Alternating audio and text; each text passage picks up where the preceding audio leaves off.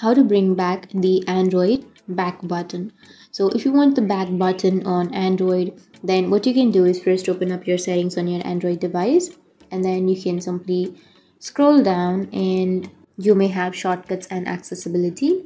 Tap on that option, and here you will have navigation. Right here on the bottom you will have system navigation. Tap on system navigation, and under this you will have gesture and then 3-button navigation. So if you want the back button, choose 3-button, and once you've chosen 3-button, you will have this kind of interface. You can simply choose the order of the navigation keys and then the icon style, and once you've chosen, you will have the back button on the bottom of your screen. But if you don't want the back button, you can simply choose gesture navigation, and then you will have your gesture navigation. So that's how you can bring back the Android back button.